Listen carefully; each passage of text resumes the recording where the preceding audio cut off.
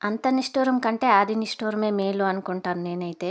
ఎందుకంటారా? ఎదుటోళ్ళు ఏమన్నా చెప్పినా, మాట్లాడినా అది మన మనసుకేసుకోకుండా వినకుండా ఉండడమే మేలు అనిపిస్తుంది. వినిన్నామంటే చాలా బాధేస్తుందనమాట.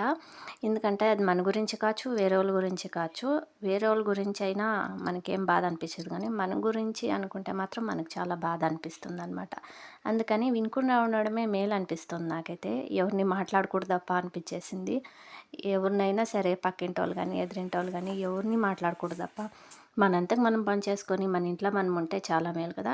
నాకెందుకో ఇంట్లో ఉండడం కంటే పనికి వెళ్ళడమే చాలా మేలు అనిపిస్తుంది. ఎందుకంటే ఇంట్లో ఉంటే పక్కింటోళ్ళని, ఎదిరింటోళ్ళని ఎవరినో ఒకరిని మాట్లాడాల్సొస్తుంది. కానీ పనికి వెళ్తే మన పని మనం చేసుకొని పొద్దున సాయంకాలం వస్తాం కదా! ఏ ఇబ్బంది ఉండదనమాట. ఇంక చూసారు కదా! నేనైతే లంచ్‌కైతే పలావ్ చేసున్నాననమాట. స్నాక్స్‌కైతే పెసలు, మలకలు ఇలా చేసి ఇచ్చేసినానండి. వీడియో నచ్చితే ప్లీజ్ సబ్స్క్రైబ్ చేసుకోండి. లైక్ చేయడం మాత్రం మర్చిపోకండి.